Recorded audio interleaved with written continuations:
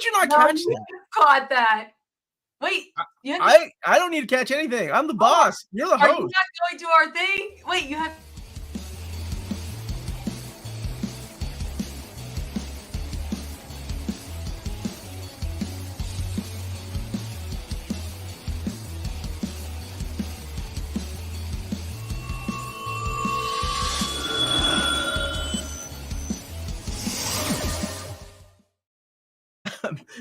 Good evening, all you Minties, and welcome back to a special episode of Reelz Talk with your host, the amazing Amanda, and my lovely co-host, the Uncanny Omar, who also, both of us, apparently do not have an eye for detail. Okay, yeah, you're just going to throw everybody on the under the bus. Everyone else is throwing us on the bus. Why are you going to throw me under the bus here, man? I didn't even do anything. How's it going? Omar's probably waiting for Amanda to not be ready for. Let me tell you something. Omar was already sporting his pink. He was ready to go and talk about movies. Amanda's gone full drama turd. Drama turd. Never get tired of that. Of the posters in the thumbnail, I did not see Anatomy of a Fall, Maestro, or Coda. Well, Coda was from a couple of years ago, so I hope you saw it. Or last year. Was it last year? It was the year before. We're going to get that fixed. We're going to get that fixed. I don't know. I also think that Coda was better than Maestro. I agree with you on that one. Yes, I will say that. Yeah. So welcome to our show. We haven't done an Oscar show did we do one last year? You remember? We did one last year. Yeah. Oh yeah, I remember. No, I don't. I don't remember last year's Oscars. What was last year's Oscars? I think this will be the first Oscars where I'll have seen all the Best Picture noms. Same. I did last year. I try to make it out, and I try to see all the animated shorts. Did you watch the one? We didn't do that this year. Did you watch them? Yeah, no, we usually get together to do that. I watched all of them, but there's one that I didn't watch. I cannot remember the name of it, though. My top Oscar pick is Mission Impossible 2. Of course it is, Jet. Sweet. Oh, Everything Everywhere All at Once was last year. Yeah, we did do that. Yeah. Guys, how are you, True Graphic Novel fan? Hosted by Oscar Mayer Wiener. What'd you think of Jimmy Butler in the FOB? What the heck? Oh, I actually have a shirt, and I should have worn it tonight. It's Ball Out Boy as Jimmy Butler. Stop you right now. No more wardrobe changes. This isn't the MTV Movie Awards. Oh, it was fantastic. And fun fact, MT Murray. So last night, Fall Out Boy was there. They were late. Their show in Fort Worth because Patrick's plane got delayed because there were storms in Fort Worth. So he ended up landing in Oklahoma City, and he had to drive down Fort Worth. So they were late getting on.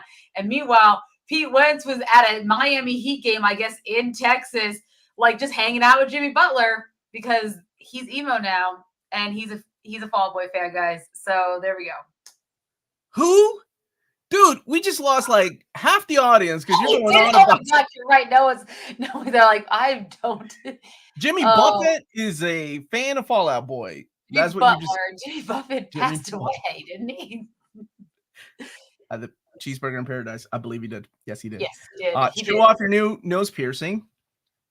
How do we go all the way? God, that's creepy. There we go. Oh, there we go. There we go. There it is. Look. It's fake. It's not. Fake. It is not fake. It hurts. It's red. There's no makeup on this side. It's magnets. That's all it is. Magnets. Do you track Fall Out Boy's planes, Amanda? Yes, she does. She has an app. She has an app.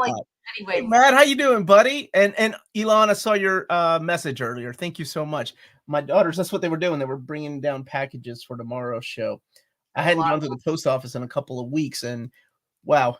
There's a lot of boxes I need to open up for tomorrow. So thank you so much. So Amanda, you're the host. What are we talking about tonight? What, is there something to get excited about? Yeah, so there is. On Sunday, 7 p.m. Eastern Standard Time, we will be getting the Oscars 2024. It's a big year. The first year, I think Omar and I, both of us have seen all of the Best Picture nominees at the very least. And we thought we would do a prediction show. Obviously, that's what we're doing. What did you think we were doing? Anyways, yeah. So we got really excited just to see, what our thoughts are on who's going to win. Like we could do who we want to win, but then also who we think will win. Because obviously our opinion might vary differently than the Hollywood elite or the Academy or whoever. You just you just have to have your finger on the pulse. So what we're gonna do is I have a really. Did Amanda freeze for everybody, or is she just frozen for me? Or is it me? Am I frozen? No, I'm not frozen. You're not frozen. Oh, okay. Yeah, you were cutting out a little bit, and hold on. Let me take my internet off my phone. Yeah, how about you turn off that Fallout Boy plane tracking app off your phone because it's eating your bandwidth, and you focus on this. It is okay. Am I good now? Well, I don't know. Did you hear my joke? Because you didn't laugh. Your Fallout Boy tracking joke. I heard it. You heard it? That was funny. Amanda's freezing. Amanda's freezing. She got cold, so she put that little. She got her initials, so she put her. Oh yeah, we're wearing pink for International Women's Day today. That's right. Happy International Women's Day today. All you. Am I still frozen? No, you heard me. Okay, well, there we go. It's coming back. You're gonna get less pixelated. Give her a minute. I heard your joke. It wasn't funny. Yeah, I don't appreciate that. It's my birthday month.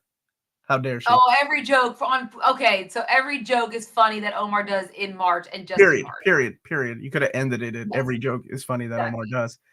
Is it not meant to be purple? Amanda told me to get pink. Amanda, I don't know. We're That's it. I'm gonna replace. You're fired, James. Amanda, you're out. James, you're in. Tap out. James knows. James is the first one who noticed the coda mistake, so he can replace me. Hold on, I'm telling my husband to turn off the Wi-Fi on something else. Okay. Anyways, yes. So we are. James said, "Okay." So I'm going to add to the stage now this really cool coda. This is what happens when Amanda doesn't do her own homework. Presentation. By the way, a big thank you to Dom of X for creating the thumbnail for us. You just sent me the fixed version. That's all. It's all Amanda's fault. It is Women's History Month or Day, so yes. Okay, I got the fixed one. So if you refresh the thumbnail will now be not on here, but that's fine. So what we'll do is we will go through each of the categories and we will both talk about what our picks are. I'll circle them on the PowerPoint so you guys can see it in real time. And let us know in the chat what's your pick for each of the categories. Oh, wow. We're doing categories. Okay. Oh, what did you think? We were just going to do one of them? And I thought I was coming in going to wear pink and then we were going to joke and you were going to laugh at my jokes, but I guess this is something different. Nope. All right. First up is the adapted screenplay. So obviously for those who aren't familiar with what adapted screenplay means, so it's not an original script from the writers, but it is adapted from some other type of medium. So the nominees are American Fiction, Barbie, which I'm still not quite sure why Barbie is what in this medium? Like the Barbie dolls? No idea. Like the back of the Barbie doll box? I'm serious. I have no idea. I still don't know why it's an adapted screenplay. I feel like it should be an original screenplay, maybe because it's based off of a toy. But that's very loose definition of adapted. So it should be. I mean, and I've watched a lot of people think it should be an original screenplay. I'm just gonna go ahead and say, if it's adapted from the back of the Barbie box, that is the only thing I've read from this category. So I hope it is. Yes. Oppenheimer, which was adapted from American Prometheus. I have that. I've read it. If you haven't, you should, but it's massive. But it is very informative of Oppenheimer's life. Poor Things, and of course, Zone of Interest. So, Omar. Yes, ma'am. What is your pick? Oh, based on the actual screenplay, I thought it was written magnificent. I'm going to go with American Fiction. That movie script was awesome. Loved it. Yeah. I don't know how good the book is, but I'm just basing it on the actual movie script. Loved it. It was amazing. I wanted more of that movie too, but here we are. What about you? So for me, what I would pick is actually, and maybe it's because I read it and that's why, but Oppenheimer, because it takes a lot to adapt the life of a person, especially based off of a biography that's maybe over 1,000 pages, and do it in a way that is as cinematic and wonderfully done as they were able to do in Oppenheimer. So that is my vote. Okay. I also think Oppenheimer will win. It's between Oppenheimer or Poor Things, because I think Poor Things, a lot of people have been giving that credit for the screenplay, but I think Really? Okay. yeah. I've never read either one of the source material, so I don't know. I'm just basing it on the dialogue that I enjoyed. I thought American Fiction was I love it's my favorite out of the 5 here. Yeah. That line where they're at the beach and the guy's walking, "You guys have a permit? Get the fuck out of here!" Like the neighbor, "You want me? I will kill you." Dude, I laughed so hard. Now, Poor Things did make me laugh a couple times too, but that line at the beach was so hilarious. That guy's interrupting the funeral, the ashes being scattered on the ocean, and he's like, "You guys have a permit for that?" Oh my gosh! And they reacted the same way that I would have. Oh, I'm very excited. I do love American Fiction. Good. It was a good movie. It was so good. It was very my funny. girl Maxine from what's it called? Living Single was in there playing a lawyer, which she played a lawyer in Living Single. So it was good to see her again. Dude, all right, what do we have here? It was good. I liked it. What's up, Neil? How are you? And how is everybody doing? So yes, if you have a choice for this, by all means, let us know what your adapted screenplay should be. Yes, the movie was called, or the book was going to be. That was so stupid, man. Barbie also had comic books. There we go. It still boggles my mind, but yeah. It's American Fiction. I think they'll pick Oppenheimer. You think Oppenheimer will get it, huh? That's gotten a lot of buzz. I'm pretty sure that will probably win. Adapted screenplay, Poor Things, American Fiction. What's up, Kenny? How are you? Christopher Nolan deserves to finally win. I think he'll get.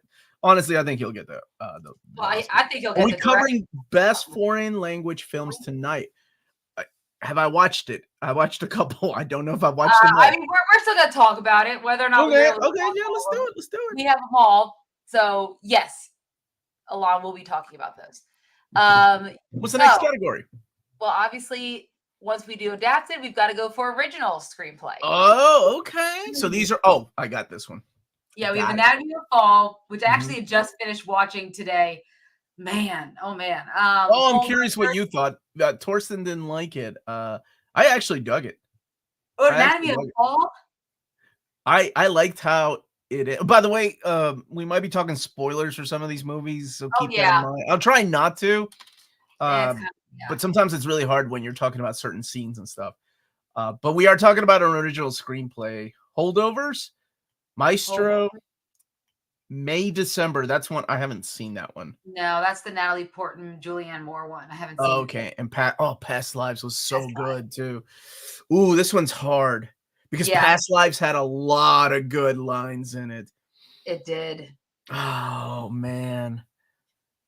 I'm gonna go with Holdovers though, just because I personally enjoyed it more. It was a wonderful, wonderful movie. Your friend is in that movie. My friend, Divine Joy Randall. Yes. But I gotta go with Holdovers. But Past Lives, I mean, it's almost a tie. What about you? What would you pick? So for me, I would also pick The Holdovers. I absolutely love that film. I think that, I'm torn because I don't think, we'll talk about who wins for what, but I think that they might actually give it to Past Lives. I could see them doing that or Anatomy of a Fall. Neither one of them is also they're not in the international foreign language. That is so weird. They didn't put them in there for whatever reason. Really? Yeah. Let me see. Holdovers, my brother, Anatomy of a Fall felt like a CBS series and CSI. I liked it, man. Oppenheimer was fine, but it felt like 3 hours of Nolan going, look how awesome. Oh, but it was so good. If you want to see Nolan do Look How Awesome I Am, you just got to see one of his Batman movies. They are awesome.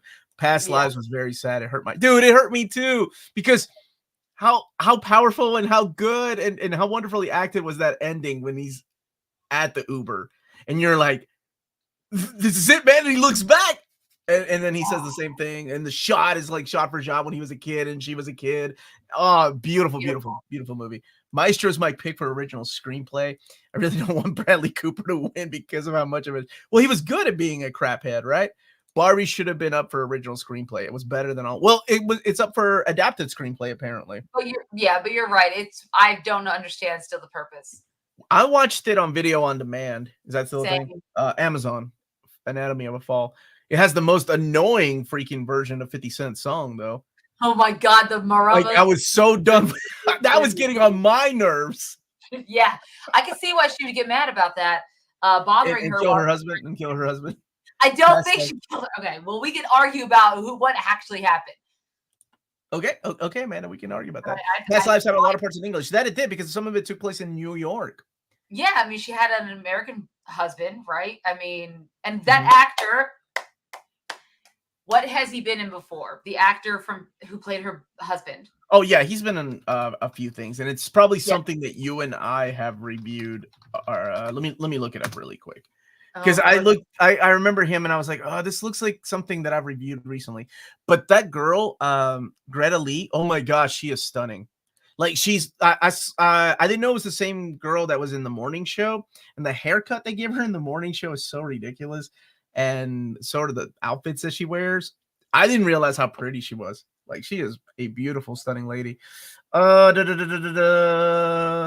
Big Short. She was in that.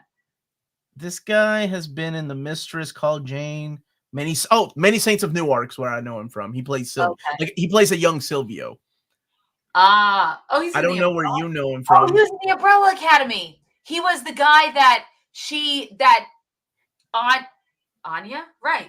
Remember the guy that Anya kind of like gravitated toward in the first season? Vanya. What is her name? The white violin? Which character? Yes, white violin. Yes. Remember the guy that she was kind of like hanging out with in the first season that is the one who started everything? Okay, well, maybe I'll be honest with you. I don't remember. I believe you, though. But that's who he was. Yeah. Greta Lee is also in. Who did she play in Spider-Verse? I think a different French film was submitted for foreign language, and Elliot Page is the actor now. But Vanya, the character was Vanya, right? Yes, but he played Leonard Peabody, right? Is that who it was? Yeah. I don't. I'll be honest with you. I don't remember that character in Umbrella Academy. What's next?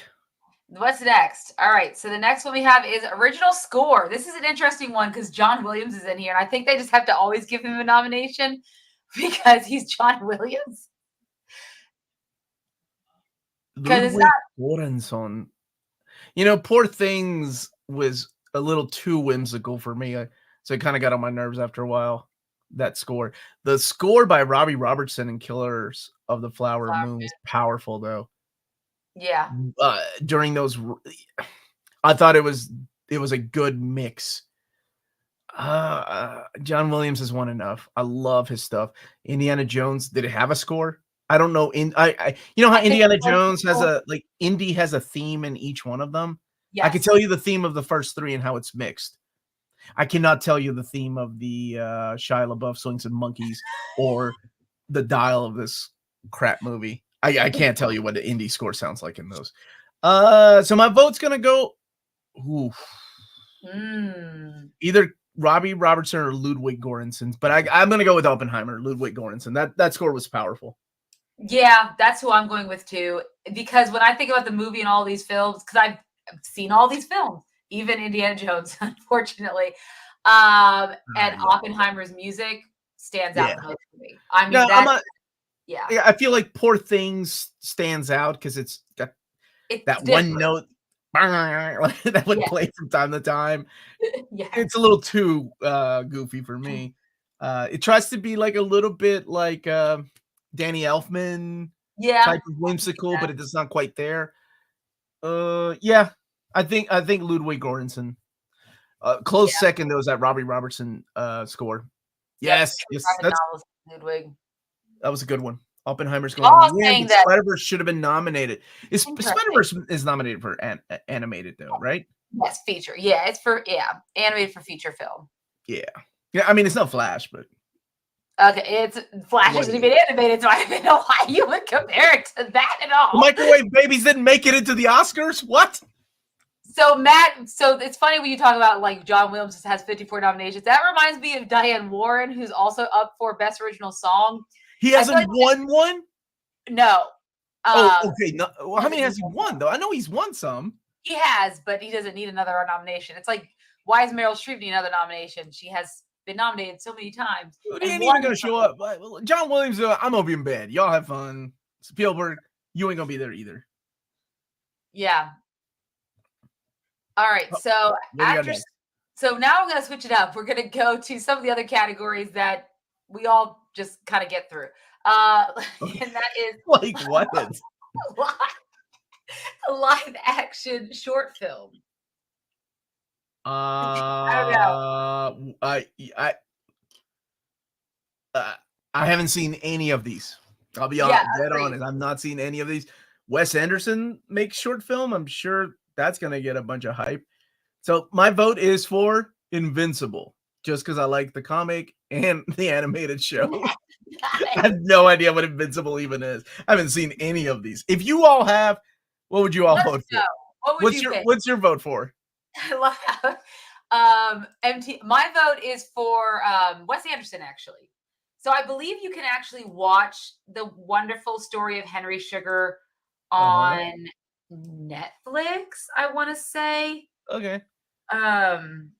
What's the criteria for short? Full length is 90-minute minimum, right? That is a good question. Less than 10 minutes? Or no, we've had shorts that are longer than 10 minutes. Yeah. I don't know what the criteria for shorts are.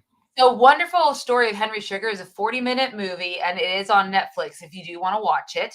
Mm-hmm. I think, given that it's Wes Anderson, when's the last time he's been nominated? Royal Tenenbaums? Did he win for this? No, the Hotel Budapest, right? Was he nominated for Hotel Budapest? I thought he was, yeah. Yeah, so, I mean, it's been a minute, even regardless. That's I try to do the animated shorts. I don't really do the live action shorts because it's... Yes. I don't...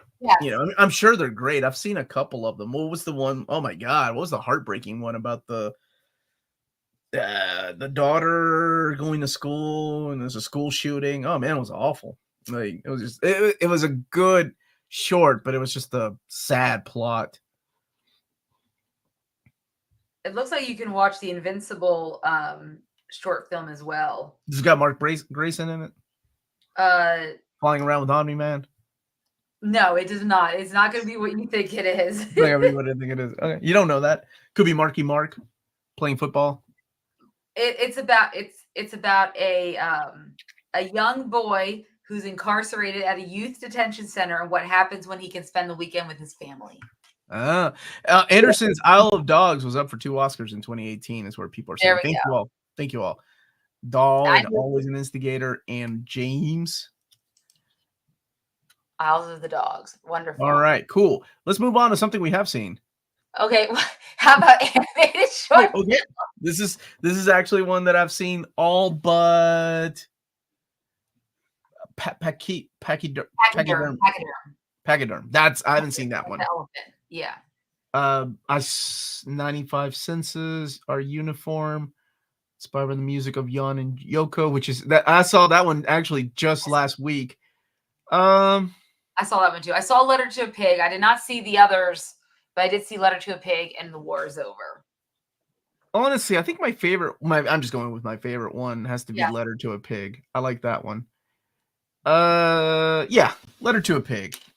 That was my favorite one out of the 4 and I haven't seen the one by Stephanie Clement. Yeah, the Pachyderm one. I really liked Letter to a Pig, so I would probably select that one as well. And that'd probably be the one my circling motion is so bad. Yeah. But that's probably the one that I think that they'll probably choose too. Because I mean, The War is Over is fine, but I mean, it's not.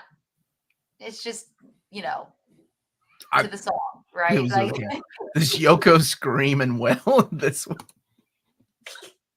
I don't know. Somehow breaks up the animators. All right. women history. Sorry. Next. Yep. Do you want to do documentary short films? Do you feel qualified enough to do that one? Pass. I haven't seen any of these. All right, well, we do sound because this one would be more interesting. So this is sound, not score. The creator's up for sound, huh? I feel like it's nominated for like 2, I think. This one and I like the creator. Hope it wins something. So Mission Impossible. Has Mission Impossible ever won an Oscar? I don't know. That's a great question. Oh no, dude. It's gonna go to Zone of Interest. There's no way Zone of Interest loses out to any of these. I love Oppenheimer. I love Oppenheimer. But the scenes where the mother and the daughter are talking in that backyard. Yes. And she's like, "Oh, this is the wall," and she's like, "Yeah, this is the wall." And all you're hearing is screaming and bullets. And that little boy, when he's playing with the toys, you hear somebody just getting shot because they stole an apple. Like, ooh, yes, the sound in that one is so eerie. And on top of that, the eeriness of him just walking into the hall, right when he goes into a negative mode with the young lady, or the obscure ending, and you hear the oh man, that I like I said, that sound in Oppenheimer blew me away, like no pun intended, with the actual bomb. Like that was amazing. It felt so real because of the speakers, right? But I watched Zone of Interest at home, and I was blown away by the sound effects in that. They'll probably give it to Oppenheimer, but I think Zone of Interest was a better sound. Yeah. What about you? I think I also like the sound in Zone of Interest. I think that what I like about it, I hope they pick Zone of Interest because sound is a character in the film. Like it's almost like it's not just in the background to give you, it's a character, right? It's an actual thing that you should be watching out for in the film and the way they have it edited is so well done. But I do feel like they're going to go with Oppenheimer. I do too, but I'm voting for Zone just because I don't know how Mission Impossible Dead Reckoning Part 1 got. It's not Maverick. I hope not. Hey, Chris, how are you, buddy? I hope it didn't cut out for anybody, Kane, and I'm glad you're still here. I wasn't a big fan of Zone of Interest, but it definitely deserves sound. I liked it. It's not a movie that I'm like, oh, I can't wait to go watch that again. Yeah. But it was a really, for what it was, it did its job. And it did it a little too well at times that I felt so dirty just watching it. Like, this is wrong. You know? I'm sure the actors also feel like that too, especially with giving the concept of the story.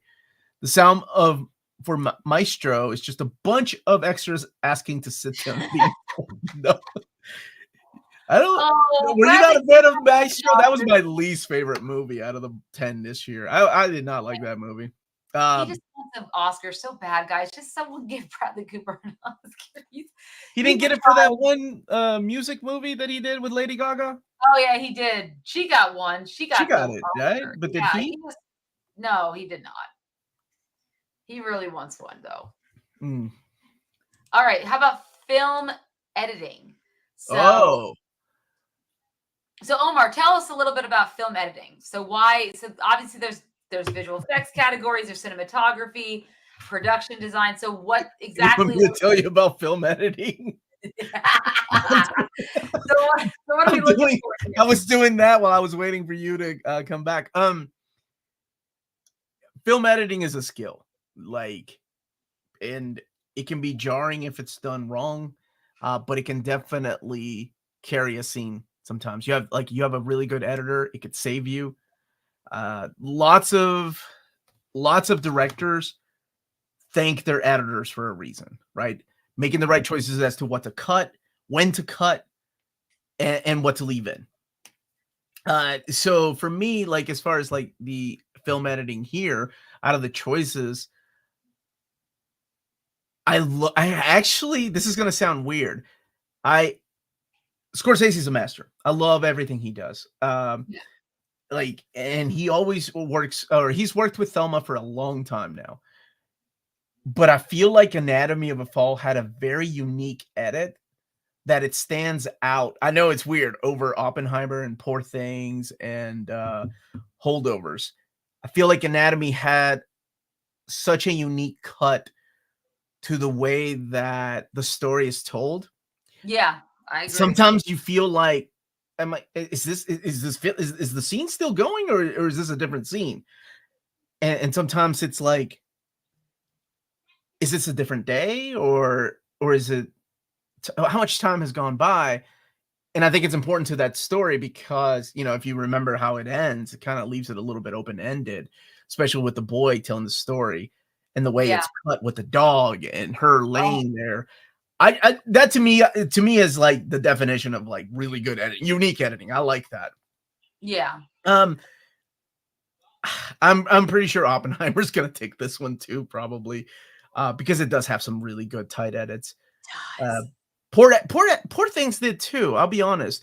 I got really tired of the fisheye camera lens Oh after boy, a me while. too. I was like, I'm getting how much fish I was I like, "Come on, Yorgos, we know you're whimsical." I get it. Yes.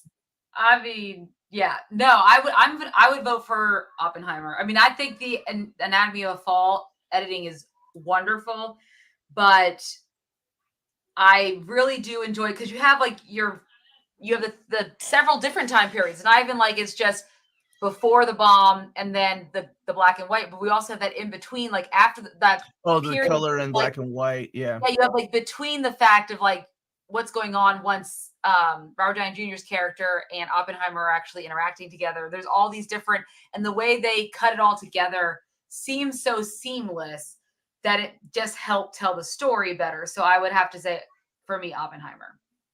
Yeah, for me, Yeah. Anatomy of a Fall, but I know they'll give it to Oppenheimer. Yeah. Fisheye's voyeuristic look, I guess, but I never really liked it too much because, and you definitely get that feel of distortion, right? Is it still freezing for? Is anybody else's stream freezing? Just let me know. Yes, George everyone else. Miller's wife is still the best editor in the game.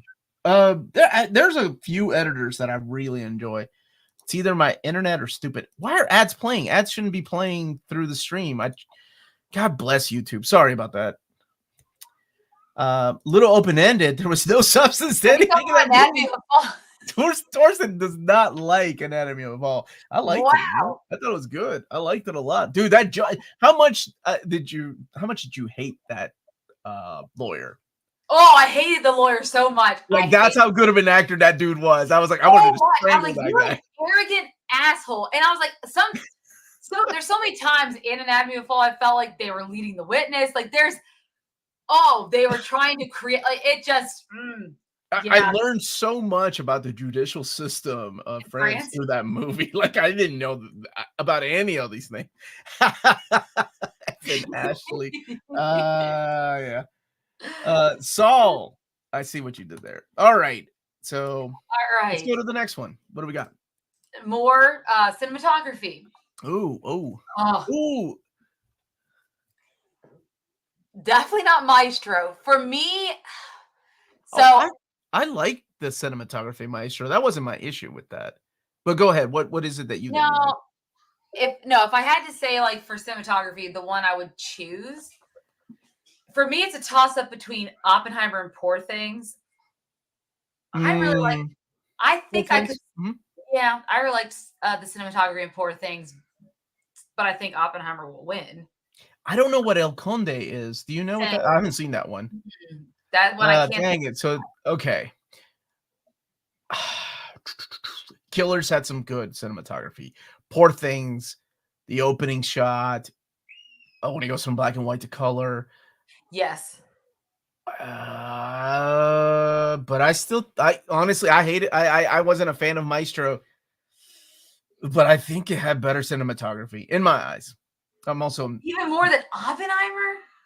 Maybe I'm just have yeah, dude. I rose-colored mean, glasses on if you Oppenheimer. look at if you remember how the movie was shot, okay, regardless of the Yeah, plot, regardless of how dull it might have been, but the way it was I'd shot rather and teachers the notes. cinematography behind those Yeah, different shots of the different eras, right? And I'm not talking about costume designs. I'm just talking about the different eras and the way it looked. yeah.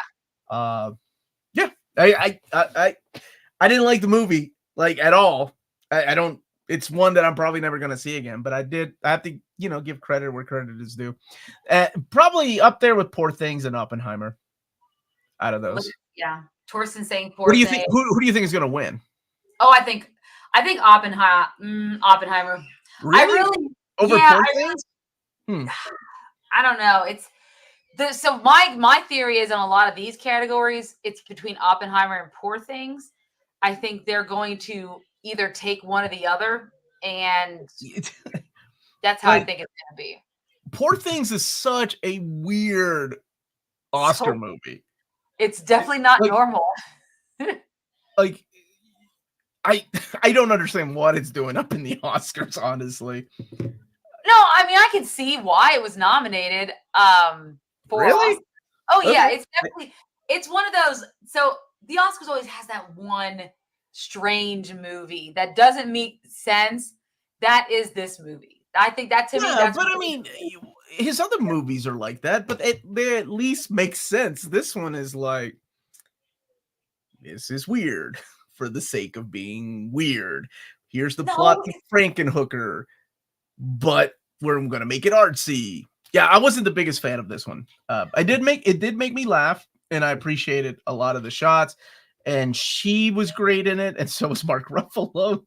There were a lot of funny lines, but yeah. Well, I thought it was Yeah, I thought it was I'll be honest with you. yeah. Hold on a second. I love the expressionistic cinema and Poor Things scratch that itch in a way nothing has in years. I'm actually with Torsten. How did Past Lives not get nominated I don't for know. cinematography?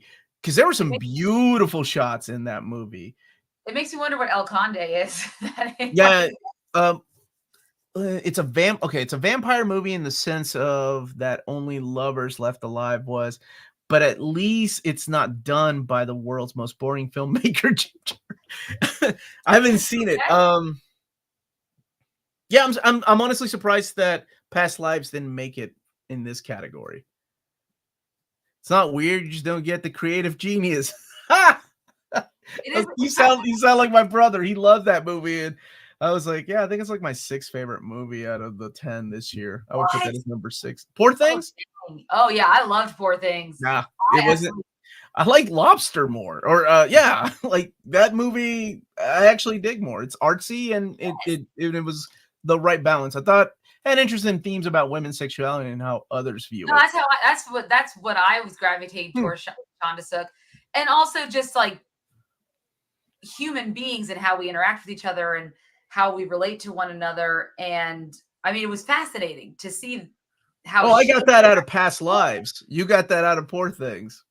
yeah, Interesting. I mean, past lives, all I kept thinking of is why they just become a throuple. If it work out that way. Because that's the Why fanfic you would write, and that's would not the they way do this? real life And it's works. her fault. She told Whoa, him she didn't whoa! want him to This come. this And is then Women's History 12 Month. Why are years you blaming the passed. woman? I'm not saying, I mean, she's the one who told him not to come. Okay, The anyway. the favorite was good. I Yeah, like I the like the favorite was so good. That's another one. Like that was nominated and that won some stuff, and that was yeah, obviously but I like that one though. I awkward and tell strange. me a joke first, and then we can Oh, I move love on. what she said. She was expecting things that men were not used to giving. Rami Youssef's acting was better than Mark Ruffalo's. I actually like Ruffalo. Yeah, I thought. I thought he was unruffalo in this movie. Yeah, it was. Well, there's one time where he broke his accent. I Oh could yeah, tell yeah, he yeah. was yelling, and I was like, "Oh, Ruffalo, that's so obvious. I can tell it's your voice because you." Yeah, but there's Wow, Torsten, really? that's a hot take. Poor I mean, Things did women empowerment better kind than. of. It kind of did though. What did you guys watch? It really did. I mean, what does she get to do? She gets to become a doctor in the end. She overcomes a lot of these men, like all these expectations that she Mhm. never, because she didn't grow up in society, so she doesn't know what is expected. And she's like, this doesn't make sense. This doesn't make sense to me. Why does it have to be this way? Like, why can't I enjoy sex? And why can't I do this? And why can't I do that? And just, I mean, all of her situations she was put in could have went very differently, in bad ways if it was a different filmmaker or a different type of movie. But at the end, I mean, what is she doing? She's hanging out with her little I guess he's her husband. I don't know if they ever get married, but her ex-husband who's now a goat and Well, and her you little gotta remember where she came from, though, right? friend, like I mean, but to see like yeah, and it's an interesting just depiction on, you know, as far as, you know, the ability of like, you know, what makes a human life, right? We talked about that in our last thing, and I think that's really what Poor Ghost Things in is the about. Shell. Yeah, Ghost in the Shell. Yeah. Anyways, but Okay. something else. So, disagree with the artsy Frankenhooker take on Poor Things. All of the choices make sense in Poor Things, and it actually tells a story very similar to Barbie, better than Barbie in my opinion. Yeah, you and Torsten agree with that, and apparently Amanda. Okay, I Yeah. really didn't buy Past Lives because it's been done to death. I loved it, man. I thought it was great. Oppenheimer's pretty sex positive. Cillian did not want to get Did down not. with that. And he's very awkward. Barbie didn't switch Ken's brain with the ghost. That would have been great if that happened. Not knowing what Poor Things is about, hearing things about it sounds like you're all having a stroke. Poor Things is better than Ghost in the Shell. Ah! No, James. That's awesome. Maybe better than the live action. Yeah. So okay. If you're a big fan of Emma Stone, then yes, Poor Things is better than Ghost in the Shell. Fantastic. Because you see a lot of Emma Stone in this movie. My favorite part is when she grabs the lady. She's like, here, I'll make you what did she say about her sour face? There's another one of my favorite lines, like out of all the Oscar nominated movies, but I can't repeat it here because it's so bad. But it cracked. I couldn't stop laughing just the way it was delivered. What lie was that? I'll tell you later, not right now. Darn, now I was gonna want to know. That's for our AMA later. No, but so what was it? What did we vote for? What did we do? Oh, I went with Maestro. You went with Oppenheimer. Right?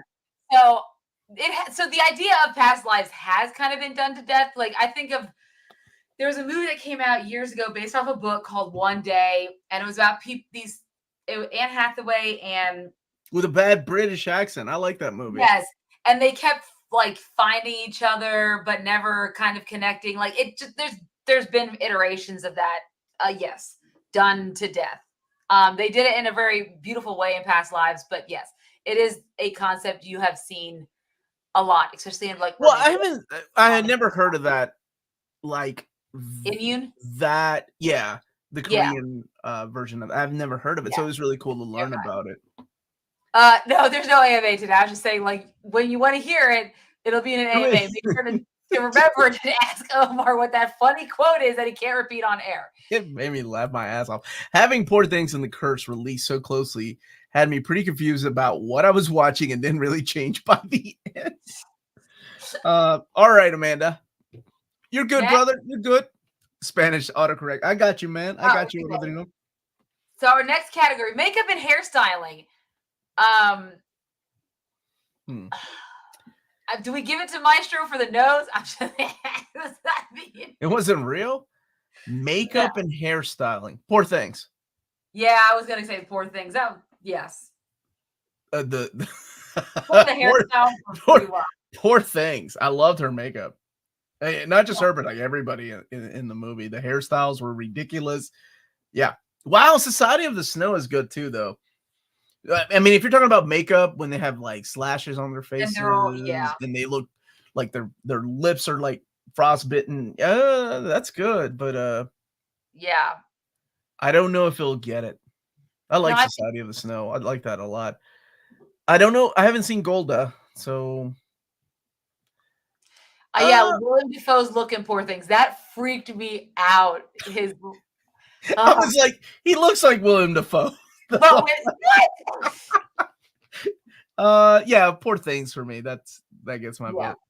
Poor Things as well. The makeup was really good, and all the characters in that, in the hairstyles, and even like Mark Ruffalo, like the way they do their mustaches, and it was fantastic. No, I disagree, James. I think Society of Snow had some killer makeup. Like them dudes look like they were out in the freaking ice. Like if you've seen people's lips, like they were rough to look at.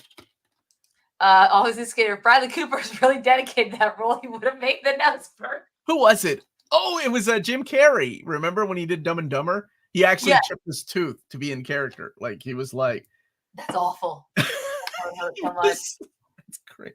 Was this the category for? That's right, Oscar-winning Suicide Squad, not the James Gunn one. I thought it was costumes. Whatever it was, they bought that. They bought that, dude. They bought that. I don't even know why. For what purpose? Oh, Society of the Snow is good. Even on if you've seen Alive, it's so good. First of all, because they actually cast actors that can that speak Spanish, and it's not in English. It's a good movie. It should go to Jennifer Lawrence for Mystic every year. Mystique in the X. That's what he's talking about. Yes. What was by the time she died in X-Men Apocalypse, she was like, no, she didn't die. It was in the Phoenix Saga. That's where she died. Oh, I'm sorry, my bad, man. I didn't know that you like that movie that much. My bad, girl. Okay. Dude, I remember one of my favorite memes was that picture of her in the Dark Phoenix Saga, Jennifer Lawrence as Mystique, and it's a picture of what's her name, Rebecca Romijn. Yeah. And they were like, Rebecca Romijn Stamos did not slide across the floor on her coochie, so Mystique can look like this. Oh man. Society of the Snow is what they base Yellow Jackets off of. That makes sense. Okay, I can see that. Also, Twin Peaks. Yeah. Bradley Cooper wrote, directed, and acted in the movie. I wouldn't be surprised if he did his own makeup too. That's crazy. Well, no, according to this, it was Kaizo Hiro, Kay Giorgio, and Lori. Oh, okay. And Bradley Cooper. What did you vote for? Did we both agree on Poor Things? Poor Things. Yeah, okay. I think Poor Things deserves it. So now costume design. Dude. Because Barbie's in there. Killers of the Flower Moon, though. But to recreate the actual, like, real Barbie, like, for me, this is I'm where gonna stop you. No, and you just said the real Barbie. To recreate something that happened in the early 1900s and not make it look cheap is also takes a lot of talent. When you're talking about, oh my God, I'm sorry, people. I don't know. Is it Native American or is it indigenous? Say Native. I think it's Native American. I can't remember. Maddie was trying to tell me what to say, and I cannot remember now. Damn it. Whenever you're trying to recreate costumes from that time, there's very specific to, the type of Native Americans that they are. Like, to me, they did an amazing job in that. Napoleon was, I don't know if you've seen Napoleon. That was amazing too. It's on my list. It's you watch on But also, to recreate a Barbie costume from the toy. I mean, I see what you're saying. I see what you're saying. A lot of work, and to make it look good and not cheesy, to make it look like it fits in that world, I think deserves some recognition. So I would go for Barbie. I love Poor Things costumes were outlandish too. Like all her dresses, I was like, what on earth why are her dresses? They look like, what is happening to her dresses? Indigenous, is that what we're saying? Thank you, Kane. Okay, Kane, indigenous. Okay. I can't remember. I remember Maddie was telling me that they don't say that anymore. Or maybe it was one of my guests that I had on. Okay. He corrected himself and he was like, "Wait, we're not supposed to say Native American anymore." I can't remember who it was, but anyway, multiple costumes that change every 5 minutes on multiple characters. It's not. They did the same thing in Sex and the City. That Sex and the City won an Oscar. Sex and the City was what? The movie? Sex and the City. Yes, both movies. Okay. I think you've talked me into Barbie though. I was dead set on Killers of the Flower Moon. I mean, I understand like period pieces have great. Regardless, but regardless, Barbie or Killers, Jacqueline's gonna win. Hey, Jacqueline's gonna take it, so it doesn't matter. Jacqueline will win. Man, dang it, Amanda. I was dead set on Killers, but you're right. Barbie did have some. I mean, not just crazy outfits. Elon's right too. The sheer amount of costumes they had to design, it's not like the Barbies all had the same costumes on either. Every Barbie had a different look. Then Margot Robbie's Barbie had different outfits. You had so much, like the rollerblading costumes alone. They had to create, I mean, I can't even imagine like the work that Jacqueline Duran had to go through. But when you're recreating a world like you did in Killers, you're not just talking about one setting, right? You're Sure. talking about an entire town. And whenever they were at in the tribe, like Sure. all those people and everyone, damn it. Yeah, but at the same time, it's not like it's you're creating vastly different costumes for each individual person and still making it Yes, look like nobody was roller skating. You're right. There was no no, roller I know, skating but I'm saying there's like flowers. it's a variation of different of the same type of because that's how real But each one was distinct, outfits though. work in Each real one life. of them was distinct. It was. But I still feel like Barbie because that sheer like You know what? It's Women's History Month, so I'm the gonna stand my sheer ground and will say of having to like yeah, to be able to do that. all right, Barbie. There you go, Barbie. Sexist and he got It's gonna be robbed. Oppenheimer that wins, or Napoleon. It's gonna be neither one of the ones we voted No, for. I think it's gonna, Jacqueline's the Poor winner. Things will win. I think Holly Waddington will win in Poor Things. But I would like to see Barbie win. Jacqueline's winning. That's right. Production design. Again, I would. So for me, it's a toss up between Barbie to recreate. Don't say that. Don't say recreate. Come on, think about how realistic that look. Like how beautiful Barbie. Yeah, but some of them were so hokey that yes. That like okay, the only thing like of all the things that people criticize, it wasn't the production design. It was. I'm not saying it's bad. Hold on now. Hold on. I'm wearing my pink. I'm on your side. Hold on a second. I'm not saying, but when you're comparing it to Napoleon and you're comparing it to Oppenheimer and Killers of the Flower Moon, those are period pieces, right? Yes, it's a period pieces for production design take a lot of research. I know. I was a dramaturge. I remember. Oh shit! The name drop starts, baby. Oh my gosh. I remember that was one of my purposes to research. I'm sorry, man. I'm sorry. I love you, and it's Women's History Month, and I gave you Barbie for the costumes, but for production design, I gotta go with my gut. I'm probably wrong. I'm probably wrong, but wait, what is happening here, Project Viking? Dude, thank you so much, Project Viking. My man, Alex. Killers. The production design in Killers to me was, I thought it was better than Oppenheimer. And I loved Oppenheimer's production design. I thought that was great. Yeah. But they were limited to the just one big setting, right? Like for most of the film. Yeah, they were. Whereas Killers really felt like, holy crap, did they rebuild an entire town? Like it's crazy. Yeah, I gotta go with Killers. That's my gut. Are you're sticking with Barbie? Yes, go with your gut. Go with your heart. Say what your chest.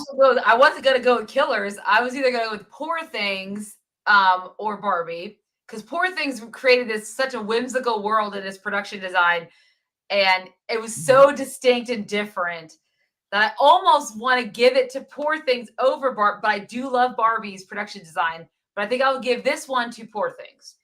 Over Flowers? Yes. We're done. Okay. Next category. Oh no, not the next categories. Wait, what's the next category? Visual effects. Godzilla -1. Yes, I hope that's also what I would pick. I can't like the creator had some good visual effects. He did. I agree. So did Mission Impossible. I didn't see Napoleon. Also agree. Guardians, we saw a lot of the behind the scenes stuff, but Godzilla -1 was Godzilla -1 made it look like a dude was wearing a Godzilla suit. Like that no, Godzilla -1. Where's the Flash? Where's the Flash? You will never see the Flash nominated for anything but a Razzie. A Razzie. That's it this year. How dare you? It's up for 2 Razzies. Yeah, for me, visual effects have to go to Godzilla -1. Although Napoleon was beautiful, and that, that might actually, Napoleon might end up winning for visual effects. Yeah. But my has gotten a lot of acclaim though. I think he'll be really. I thought it was done well, but Godzilla -1 for me. Yeah, and that's the one where because a lot of people love that movie, this would be the one time to let it shine because it was so well regarded. Critically acclaimed, everyone loved it, but it's not one of those films I'd see them throwing in a different category. Guardians, for all the tears the CG It raccoon pulled for me. Yes. From me. It was Guardians was beautiful, but I think Godzilla -1 is gonna win this one. I would vote for that one. Animated feature. This is gonna be an interesting one. I didn't see Robot Dreams, but I've seen the rest of them. Well, oh. What? So my gut says Spider-Man will win, but I think Boy and the Heron can do an upset because a lot of people think it's Miyazaki's last film, even though we've been saying that since Princess Mononoke. Yeah, I know. I'm gonna. Oh, this one's hard. I know it won't be Elemental, even though I've seen it several times. It won't be Elemental. Nimona would be awesome to win. Nimona was good. Yeah, I like Nimona. I didn't know it was based on a graphic novel. But Spider-Man Across the Spider-Verse, and you know how I feel about Miyazaki. Like, part of the reason why I'm going back to Japan this year so I can go back to Ghibli Park because I love that world. I think so. I think it's gonna be Spider-Man. But I think Spider-Man Across the Spider-Verse it is a tone setter. Like, it will be what animated films will try to be for the next 5 years. Boy and the Heron, it's Miyazaki's. Maybe it is his goodbye. I don't know. I hope not. I think he's a true master and he will create until his dying day. But I think Spider-Man Across the Spider-Verse is what's going to set the trend for what art and the look and the feel of animated films are going to look like for the next 5 years. So I have to give it to Spider-Man Across the Spider-Verse. I haven't seen Robot Dreams. I don't know what that is either. Is it a Spanish movie? Fabio Berger. Oh, I don't know. Yeah, so I think The Boy and the Heron did win at the Golden Globes, but the Spider-Man Across Spider-Verse has won in all the other award shows that have come out after that. And Golden Globes is the foreign press, right? So I feel like that's why they got a bump there. I don't think Elemental will win because it's not one of Disney's best works, and they know it. It's there. I think it's there because it's an obligatory. We got to give Disney because it's a Pixar movie, right? But it's owned by Disney, so yeah. But Pixar hasn't been Pixar in forever. It has not. I mean, I've seen that movie, and we've seen that same story done better in different ways. So yeah, I think Spider-Man Across the Spider-Verse for me. Okay, awesome. And I am going for the kill shot. So they know it. They know. It could be the back of the blur. They do know there haven't been the same for a while. That's what all these issues are with Disney right now. We got people are coming in hot, trying to take over. You got in the shareholder world, in the financial spheres, there's going to be some shareholders are trying to take Finish a sentence. Shareholders are trying to take over. There's someone who's trying to undermine Iger and get him out, and it's they know going in for the kill, huh? Yeah, they need to change some stuff. Okay. All right. What's next? International film. I've seen 2 of these. Oh, dude. I think they'll give. I really like Perfect Days. That's a good movie. I didn't know it was up for an Oscar. Yep, it is. Mm-hmm. Oh, this one's hard because I like 3 of these movies. Zone of Interest. I think Zone of Interest will win. It's an A24 film, right? Yep, it is. I think that will get it. I like Society of the Snow. I think it's wonderful. I really wish that would get it, but I have to go with Zone of Interest.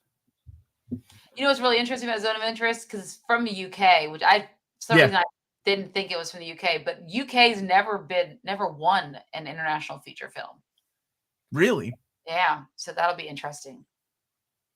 Yeah, it's like I said, it's one of those movies that makes you feel, I don't want to watch this again, but I feel like I need to finish it.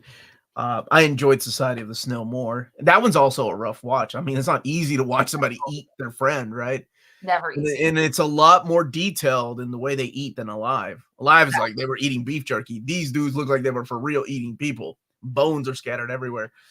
Perfect Days was a great movie, though. Yeah, Zone of Interest. It's gonna, because I mean, while it's a UK movie, it's German and I assume Polish actors, right? That are in that movie. Yeah. 100%. Yeah, and Dawes right. It's also the only one that's also up for the Best Picture nomination. We know it won't get that. Spoiler alert! I know it won't get that. It'll be like Parasite and Clean House. Yeah, unless they're like Parasite, but it's not as strong as Parasite that year. Parasite had it in the bag. That was just. I'm surprised Godzilla -1 didn't go up. Perfect Days is a good movie, but I enjoyed Godzilla -1 more. Yeah. All right. So do you want to do so? We're like halfway through, guys, but if you are watching and you haven't hit that like button, don't forget to hit that like button. Look at that. What the hell of a host right there. Want to like the stream and what we're doing? My issue with Zone of Interest is mostly just because it felt too long for me. I feel like it would have worked better as a short film. I can see that. I liked how long it was. I like long, drawn out stories not knowing where it's going. The only issue I had with the whole movie was the ending, or right before the ending, because I don't know what they were doing. Yeah. I don't know what it was interesting to cut. I don't want to spoil it for people that haven't seen it, but there is a specific cut that I thought, why here? Why now? Why not at the beginning? It's so weird. Is anyone else super tired of the World War II movies? No, then we wouldn't have Godzilla -1.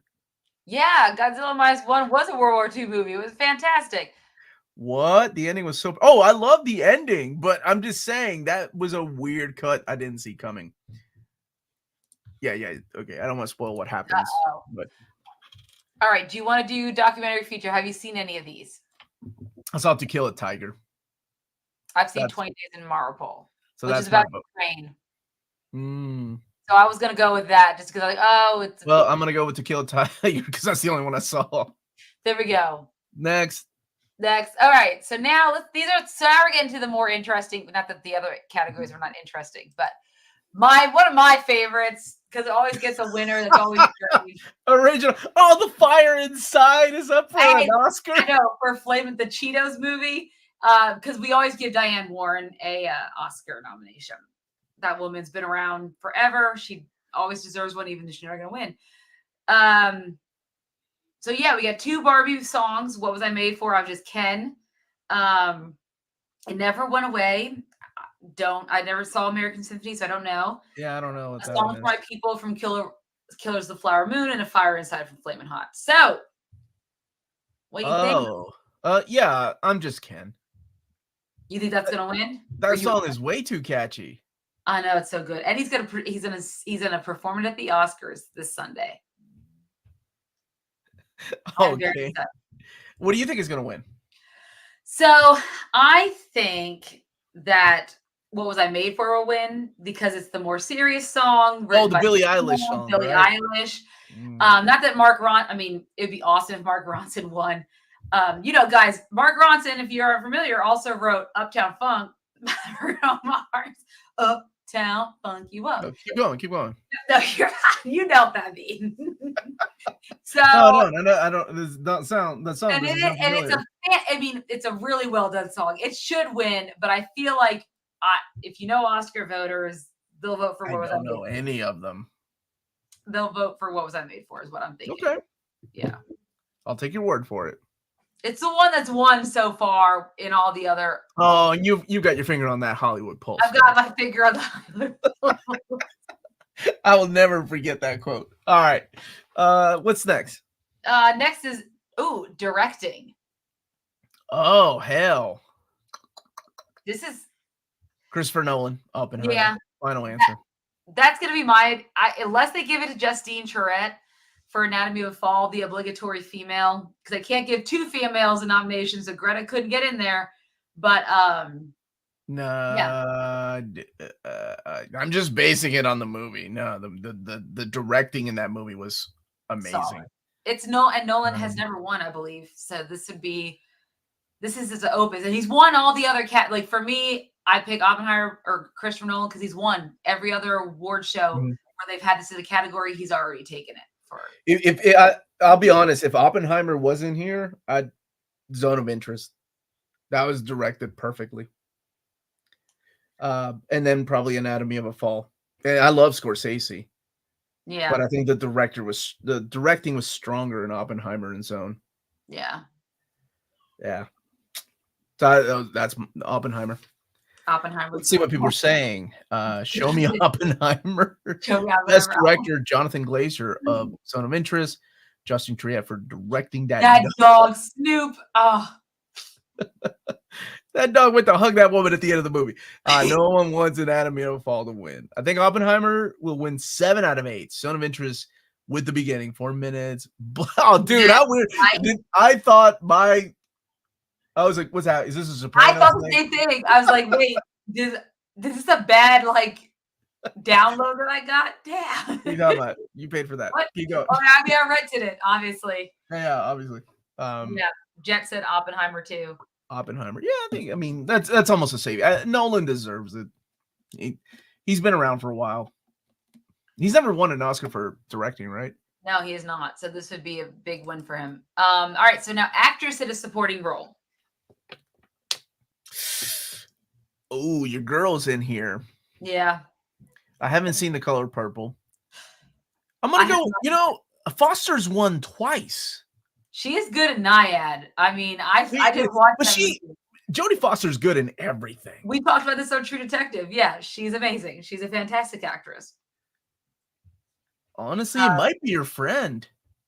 Oh, she's won. So every award show, including the SAGs, which is a really good indicator, she has swept the category. She's always won. So in my mind, unless for some reason they give it to Emily Blunt, I'm going with my girl. I can't even remember. I mean, Emily Blunt had one good scene, I thought, in Oppenheimer. And that's just when she was at the table and he was interrogating her. Yes, exactly. Yeah, and she was great in that. America Ferrera had, she delivered a really powerful speech. But yeah. She was good. Yeah. Jodie Foster was phenomenal. And but I think Divine had a couple of scenes that she stole. And it's hard to take the focus off somebody like Paul Giamatti, right? So she did a really good job. So I gotta go with that. Friend of the channel, Davine Joy Randolph. Final answer. Right. I hope you're smashing that like button, Davine. Yes, Divine. Blas wants to know if he's late, but did Omar try to shoehorn the Flash? Yes. Best movie. Best movie. 3 times at least. We haven't gotten to Best Picture yet, but at least 3 times the Flash has been mentioned. Flash also, the feature film, which I don't understand how that's possible. The Flash is going to win Best International Movie. Actress supporting role, Divine. Is it Divine? Says Divine. Yes. Joy Randolph or America Ferrera. America Ferrera. I thought she did good too. Fun. Everyone's gonna have fun. Yes, Divine. Yeah, she was the glue. The Color Purple is actually up on Max, and I came close to clicking it, and then I remembered, oh, it's a musical. No thanks. I'm good. Friend of the channel, yes. The Flash for the best baby and microwave scene. I'm sure there's gonna be another movie that beats that one. All right, Panda, what's next? What's next? So now we have actress. So let's go to actor. Supporting. Sterling K. Brown. That was the brother, right? Yeah, he was great in American. De Niro's always good though. Robert Downey. Jr. was awesome. Ooh, they're all great. All these men. Okay. Not gonna lie, this is a good category because these guys were all great. Yes, they all. Nothing wrong with the ladies, but I hadn't seen The Color Purples. I can't say if they were all great. Ooh, this one's hard. I'd like to see Robert Downey Jr. win. So I'm going to go with Robert Downey Jr. He was phenomenal. Yeah. I will also go with Robert Downey Jr. De Niro's been winning Oscars since he was a young pup. Yeah. and he may even win this one. It might be a surprise to people, but I would be surprised. My heart of hearts, I'd like to see Robert Downey Jr. Oh, That guy has the best, like one of the best comeback stories for any Hollywood actor. Yes, and he did such a good job in that role. And oh yeah, he's great. So for every other award he's won so far this year, which has been every one of them. Now I hope is Ryan Gosling going to perform I'm Just Ken before this? Yeah, after this it would be it would just be so sad. Actually, He's like, I don't want to do it anymore. I don't know how they're going to do the lineup because before they used to always do actress in a supporting role first, but then they started changing that for like women empowerment. I don't know. So I don't know if he will or not. He may end up performing after he finds out he lost. But to be fair, I think he's known. If you've been watching the award shows so far, RDJ has swept this category every time. Just like Divine Joy Randolph, he has come up and every time he has a great speech. He won the SAGs. SAGs usually a very good indicator that they'll win the Academy because it's the same. It's usually a very large Venn diagram cross section of voters. So RDJ is going to win this. Okay. Yeah. It's going to be Robert De Niro then. What's next? What's next? Actor in a leading role. Oh. I didn't see Rustin, but I do love Coleman Domingo. He's everyone's replacement Kang, so man, Jeffrey Wright was great in that American Fiction. He was. Paul Giamatti is he was so funny and so good in that too. I didn't see Rustin.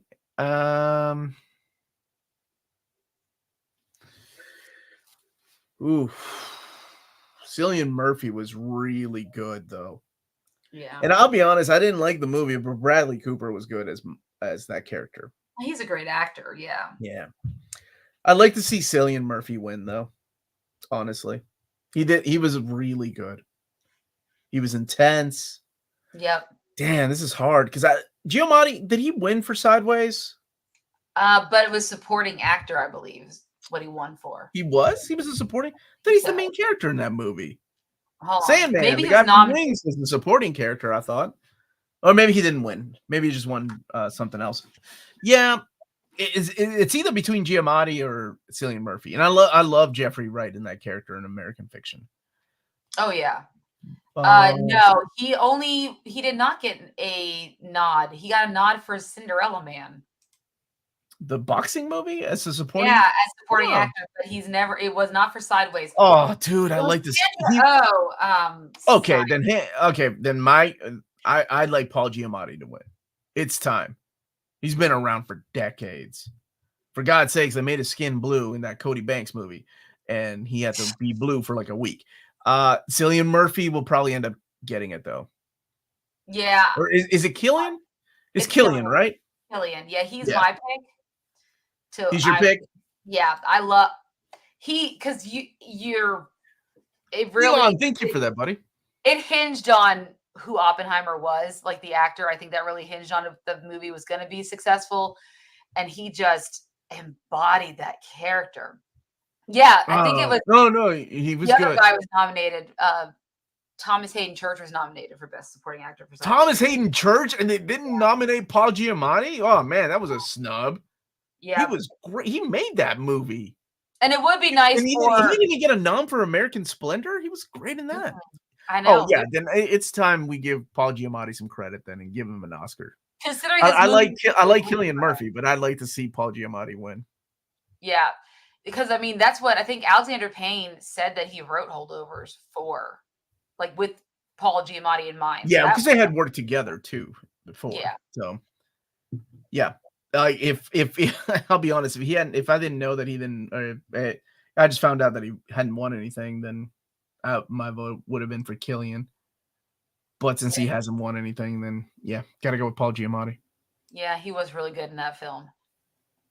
That's the Rhino in Amazing Spider-Man 2. What did Bradley Cooper? Who could forget? What did Bradley Cooper do to you? Always an instigator. Oh, all right. So we only got 2 more, I think. So the next one, our penultimate, is actress in a leading role. This one is gonna be Ooh, hard oh, dude. because all There's great actresses, They're all in phenomenal. great roles, and they all did a phenomenal job. Oh, Annette this is Bening on her face. I don't know if you saw Nyad, right? oh, yeah, the swimming When, one, and yeah. she had like because all the salt because she's been Yeah. in the ocean. Oh my god! Be good, Kenny. Bye, Kenny. Have a good night. You know, it's weird for a movie I did not like. Maestro has a lot of my votes. I think Carey Mulligan's my favorite choice here. But if it's not gonna be Carey Mulligan, then I'd gotta give it to Lily Gladstone because she stole the scenes from DiCaprio and De Niro. Yes. Like, how do you do that? She And was she's not like amazing. she's a first time, like she's not a veteran actress either. So It's a long movie, and every scene she was in, like, was so good. yeah, I'm surprised they didn't give Margot Robbie an Oscar nom. a For lot of people are surprised by that really? too. Mm-hmm. Yeah, for me, it's either Carey Mulligan or Lily Gladstone, and if I had to pick one, it would. Oh man, this is tough because Carey was awesome. I gotta go with Lily Gladstone. I think she was phenomenal. What about you? Who's your favorite lady? So for me, when it comes to so I really loved Emma Stone in Poor Things, Yeah, she and was good in that.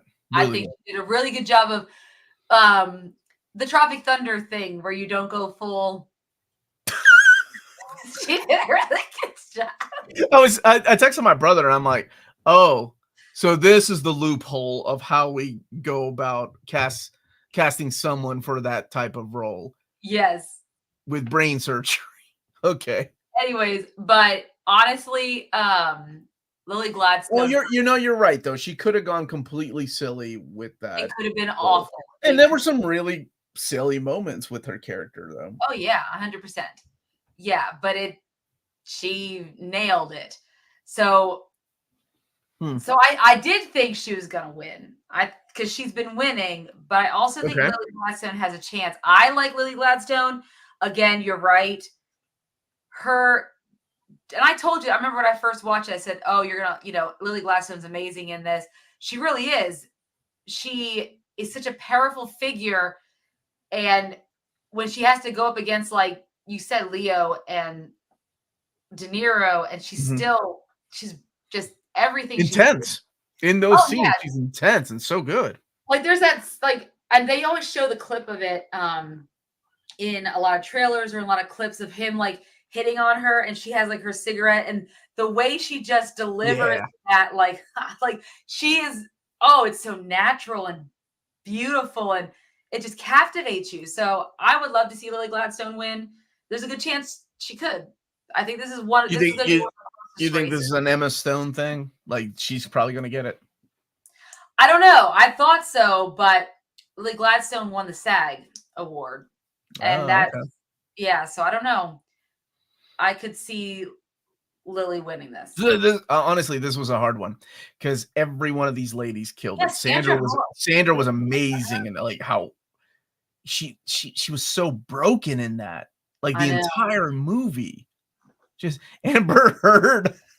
Yeah, Amber Heard was like barely in it. I think 6 minutes total of like what she was doing in that film. She did a really good job making me believe she cracked that window open from the trailer, though. Yeah. And you're right, Rodrigo. What a year for Sandra Huller because she was awesome in Zone of Interest, like stoic and okay, that was a tough one. Who's up for Best Actor then? We just did that one. Oh yeah, that's right. I was paying attention. You forgot what we did. No, but our last one, last but not least. Oh yeah. Best movie, man. Out of curiosity, Amanda. Yeah. Can you tell me what your least to best is? Sure.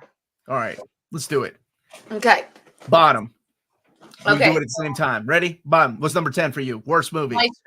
Maestro. Same. Number 9. Maestro. Then it would probably be. Yeah, this is where it gets tough because these were Past solid. Lives. I did not like Past Lives that much. Didn't like Past Lives. Okay. No. Then it would be Barbie. Okay. Then it would be Zone of Interest. Then it would be Killers of the Flower Moon. Uh-huh. Then it would be. Wait, what have I said? Okay.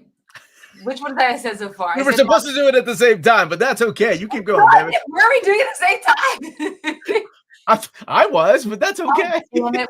Okay, did I already say? I didn't say Anatomy of Fall yet, right?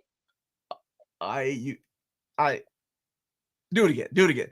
10 is Maestro. 9 is You Did Not Like Past Lives. Past Lives. That's 8. 8 was Barbie.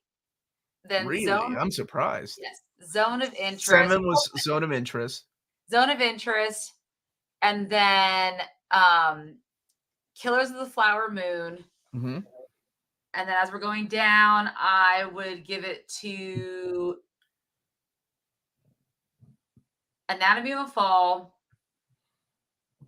Poor Things, American Fiction, Holdovers, and I still feel like Oppenheimer is my favorite movie of the year. Oppenheimer, best movie of the year. Okay, I'm just gonna make it easier on. Yeah. I'm gonna make it easier on my life and just go from best to worst. Best movie this year for me was The Holdovers. Love that movie. The second movie for me is Oppenheimer. Phenomenal movie, and rightly deserves all the praise that it's getting. Yeah. Third movie for me that I enjoyed. This is where it gets hard because there were so many good ones. But I gotta go with American Fiction. Number 4 is Killers of the Flower Moon. Number 5 is Zone of Interest. Number 6 is Anatomy of the Fall. Number 7 is Past Lives. Number 8 is Poor Things. Number 9 is Barbie. And number 10 is Maestro. That's it. Yeah. There you go. And The Flash, of course, being number 1. Oh, no. You hoarded it again. Followed by Rebel Moon, number 2. Oh, actually, I did not mind Rebel Moon. I liked Rebel Moon. Can we talk about how? No, let's not give that. More people watch that than he said Barbie. I highly doubt that. Or Oppenheimer. No, I highly doubt that, guys. I barely watched Rebel Moon. And if you've seen all 10 of these, let us know what you would have, how you would have ranked them. So yes. James saying Poor Things, American Fiction, Killers of the Flower Moon, Holdovers, Barbie, Oppenheimer, Zone of Interest, Past Lives, Anatomy of Fall, and Maestro. And let me see here. Best is Oppenheimer, no doubt, but any movie except Maestro or American Fiction would be deserving of the price, honestly. Yeah. Dog did it from least to favorite. Let's see. Zone of Interest, not a fan. Maestro, Barbie, Past Lives, Holdovers, Killers of the Flower Moon, Anatomy of Fall, Poor Things, American Fiction, and Oppenheimer. Past Lives.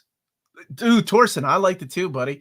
American Fiction, Killers of Flower Moon, Zone of Enders. That's a video game. Zone of Interest. Sorry about that. Poor Things, The Holdovers, Oppenheimer, Barbie, and Maestro, and then Anatomy of Fall. You did not like that movie at all. Not like Anatomy of Fall. Arya, you can rank, and you ain't seen any. You go ahead, buddy. Go ahead. Top 5 of the years: Past Lives, American Fiction, Oppenheimer. Beau is Afraid. That's a good movie. No one's talked about that. And Across the Spider-Verse, Catwoman will always be number 1. Now, Catwoman's number 1 because of the practical effects in that movie. Look at that. They don't make movies like that. That is practical effects, ladies and gentlemen. I've only seen 2 of these. I haven't seen any of them, but I heard a lot about Oppenheimer, fella. So that's my number 1. There we go. Let's see here. And you can watch a lot of these already. So Maestro's on Netflix. Killers of Flower Moon's Apple TV Plus. Holdovers is Peacock. Poor Thing just got released on Hulu. Past Lives is on Hulu. Barbie, I believe, is also on Max. Oppenheimer, I believe, is also on Max. Anatomy of Fall, you cannot. I know this because I had to rent it. And American Fiction, I just watched that on. No, that's not also available yet. That's also video on demand. Madam Web, Snyder Cut for those stars. Oh my God. Godzilla, all the others are beer in a can. I really hope Godzilla wins an Oscar. Thank you for the super chat, my buddy Neil. When are you doing the review of The Proposal? Well, That's a we're great waiting question. until the Amanda month. Amanda is Or there will come a month where we don't have a lot to review for whatever reason, and then I'm gonna shoehorn that bad that's boy. impossible. We always have something to That's review, not it. Amanda. Oh, thank you. Oppenheimer's on Peacock. I knew it was on one of them, but yes. What's Madam Web streaming? You know where it's streaming. You know, my family's watching while I'm doing this stream, The Mean Girls, the musical. Have you seen it? No. I came close to watching it, and I'm like, no, When I no. started watching it, I was like, But I had to watch so many Oscar movies and then Ghost in the Shell while I was editing. Oh, I've seen Ghost in the Shell so many times Well, we're gonna that I watch was like, more. I don't have any time to watch Mean Girls. It's streaming in the Toxic Waste site. Well, to be fair, that's what Max is becoming because they just They still got a couple of good things. yes. Streaming on Near Mint Conditions YouTube channel. We'll post it What, there. Madam Web? Hope they're making up for snubbing Morbius. Morbius deserved to get snubbed. It was so awful. Mean Girls 2024 is fun. What? James just lost me. He said it was fun. I've never said on the musical, but some of those songs, I was like, oh. I don't like a lot of modern musicals. It takes a lot for me to like modern musical. I find some of the stuff that's been made into movies, there's songs from them to be cheesy. Madam Web is streaming on X.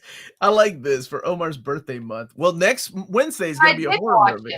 But I've seen It Follows. Yeah, you've seen It Follows. My daughter just watched it. I was interested in the premise. It's cool, but I like the way it's shot. It reminded me of an Argento movie. So yeah, I'm trying to figure out some horror, not so horror movies that people can vote for, so we can review on Wednesday. So that is our Oscar predictions. Yes, we're probably way off, and it's going to be nothing but. I don't know. I have my finger on the pulse, and my Superman Legacy picks were 3 out of 3, buddy. So I guess. And the fun thing being a drama turd all those years pays off sometimes. It does. Yes. And we'll be watching the Oscars together on Sunday, and I'll be doing my own we'll have a family. Everyone will be doing their own ballots, and the winner gets a prize. So maybe Omar should look back at this video and see what I chose. And what? Why? Was I supposed to be paying attention? So that you could use those because you might want to win the prize. What the hell am I going to pay attention to? You said a lot. Yeah. Mana still hasn't correctly predicted. Yeah, I know. I blame the fact I love that Jet remembers that. It hasn't been as involved. That figure wasn't on the pulse that day, baby. That's why we haven't got Iron Lad, is because he stepped away. One day we will get Iron Lad. That finger was not on the pulse that day, baby. Poor Tyson. I just want that kid to be Iron Lad so much. No, it's Ironheart now. I know. I really wanted Iron Lad, though. It's not fair. He'll be fine. He's in like TV shows and stuff, right? Not really. He was just in that red whatever. Omar, did Melanie watch Poor Things? What did she think about one? She didn't watch it with me because I had to watch it late at night. Have her watch it. I'm interested to see what she thinks about the gas ball. Oh, the like, I was like, when it first happened, I was like, that's what I was like. Is the whole movie going to be this whimsical? Like I said, I like a lot of his movies. This one was just, I think he's getting into that territory that I'm like, I don't know about that. But you saw a lot of things in it that I did not. So maybe on second rewatch, I'll notice it. When Emma Stone's character, when oh God, when the one black actor showed her like the poor people and their dead babies. And the way she delivers that like realization, because she's been so, oh my God, I cried at her crying. I was like, God, which is why I'd be okay. Oh yeah, she was phenomenal. I was like, oh, somehow Shazam 2 was nominated for Worst Picture at the Razzies. I think it was overhated, but not Quantumania didn't get nominated for the Razzies. Should have been nominated. No, they both should have been nominated. Yeah, they're both bad movies. Shazam 2 was really bad. Like, it was bad. I want more for your life, man. I do. Guy Simpkins is like, who's Amanda? This old lady stalking me on Facebook and Instagram. I don't know who she is.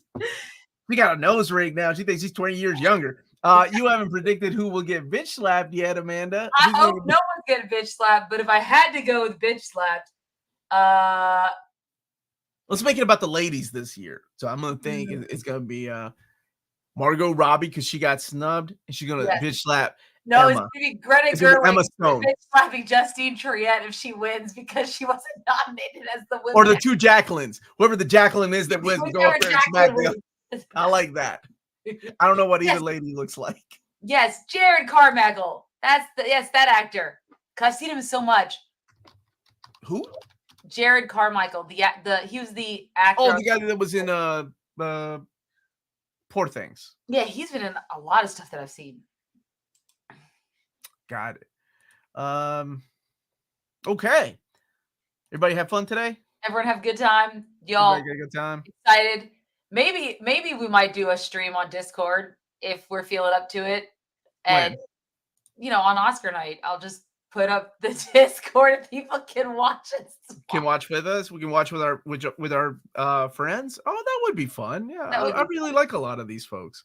Yeah, we can watch with our friends. If you guys Emma Stone versus it's the Stone fights. That'd be good. Yeah. Looking forward to Jimmy Kimmel though. Oh, I am. Oh, he I'm always not. delivers as like he's not too confrontational of a host. His jokes land okay. Jimmy Kimmel. Anyway, that's another thing. That's you more like on me. Jimmy Kimmel? I do. I've never liked Jimmy Kimmel. Well, When he was on the Man Show, I thought he was the least funnier out of who's the other guy that was on the Man Show? I can't remember the other comedian. I thought that guy was funny. What are you talking about? I almost said Joe Rogan, but it's not Joe Rogan. It's another one of those. Adam something, I think. Right? Oh, Adam Driver Corolla. Thank you. I thought that guy was funnier. I didn't even watch the show. Everybody liked the show, but I thought that guy was funnier than Jimmy Kimmel. Adam Crayons, I think. Adam Crayons. Adam Carolla. Yeah. Yeah. I've never been a fan of Jimmy Kimmel. Neither Jimmy Kimmel or Jimmy. Who's the other guy you like? The other Jimmy? Fallon? Yeah. Yeah. Torsten said there's a voice channel, just dial in there and people follow. Yeah, that's what I just did that on my Fall Out Boy Discord. Oh, tonight. That's 4 times now. We had a meetup to talk about our So Much for Stardust project for our Lexington. What project are you guys building? Like houses for people? No, so it's a project that fans across the fandom from the world. It would happen in Europe too. So we have these little shells. And we put them over our phone, our flashlight during the song Fake Out, which is a new song on their new album, So Much Stardust, that came out last year. And that's what we use. It's just to show them our appreciation. So the pink seashell is so you're polluting the world. I guess. The plastic pink shell. And the pink seashell, the reason why is I'm sure you all saw Reality Bites. And in it, the classic. Ethan Hawke has this monologue about his father and the pink seashell, and that is the movie I'm talking about. Yes, and what does that got to do with Fall Out Boy? This is really interesting. Go on. Pete Wentz uses it. It's one of the tracks on So Much for Stardust. It's like an interlude track. Because the themes from that monologue are resonating throughout the different songs that you hear on their album So Much for Stardust.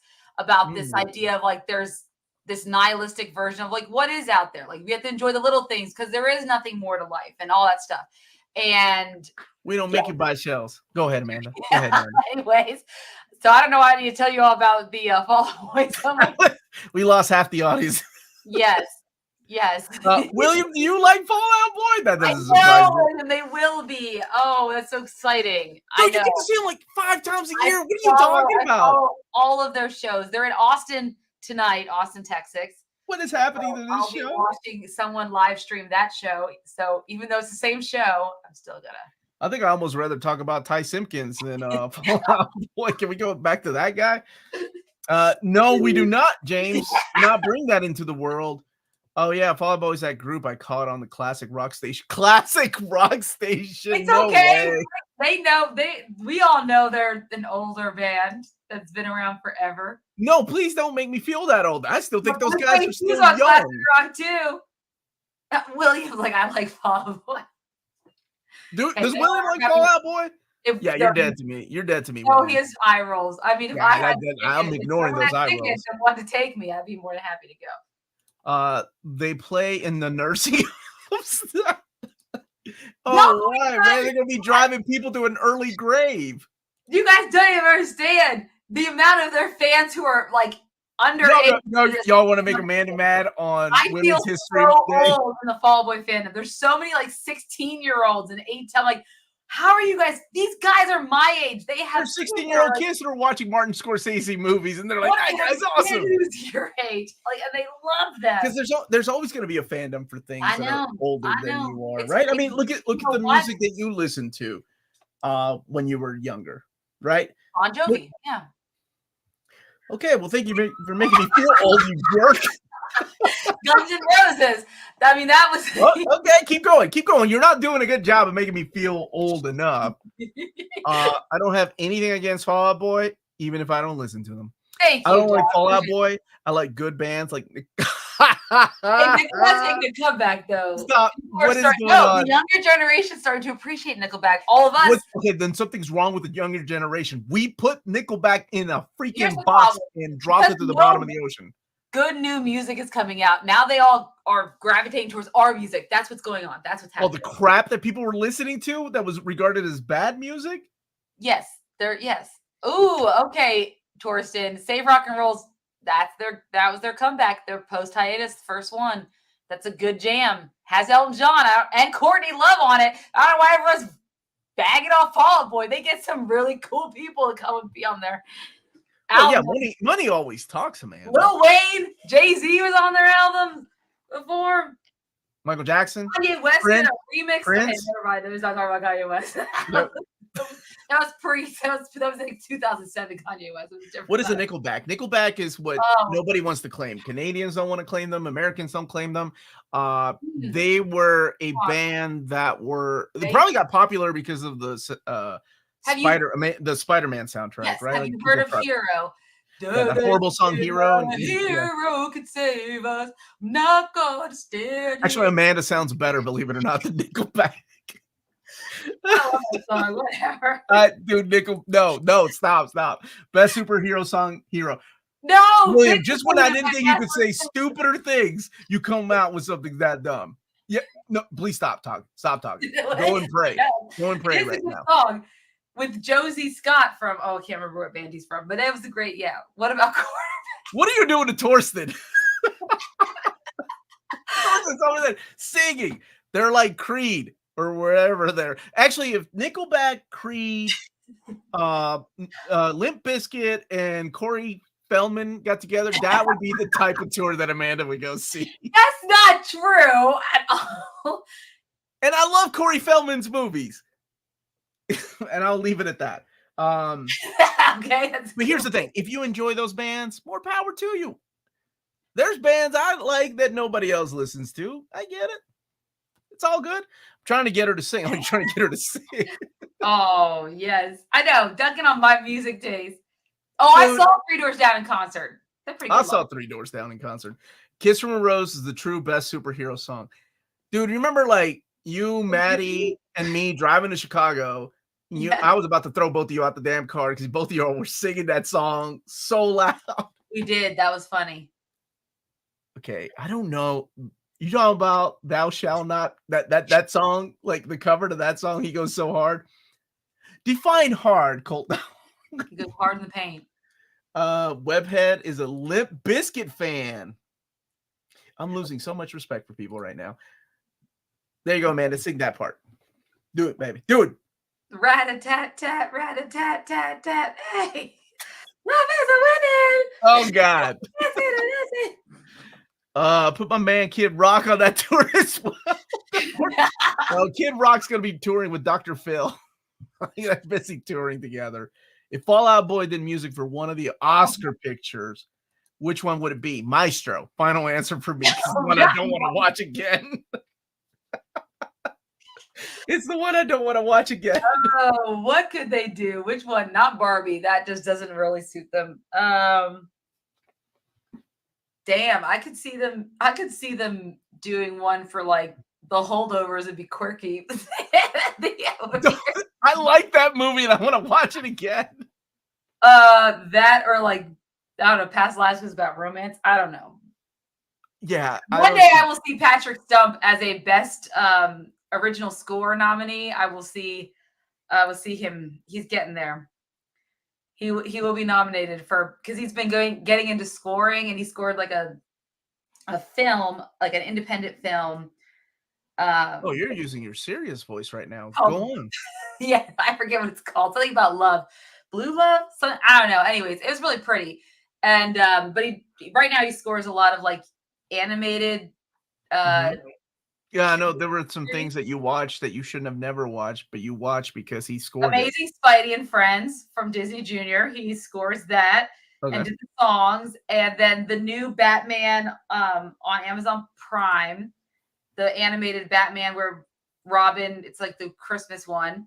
And then he just did the Hot Wheels show that's out right now on Netflix, animated Hot Wheels show for kids.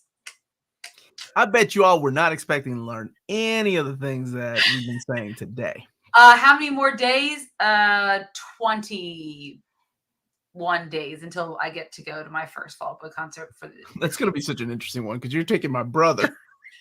Well, that's my second concert. I'm going to see them the day before in Columbus, and then what is wrong with you? That's like the next day in Lexington. You're nuts. I love it. All right, Oppenheimer had an actual fallout in it. Ooh. That's true. I mean, yeah. Nickelback movie coming out for 2 days. So Ken would sing a Fall Out Boy. That's true. Ken would sing a Fall Out Boy song on the beach. Merry Little Batman. Is that what he's talking about?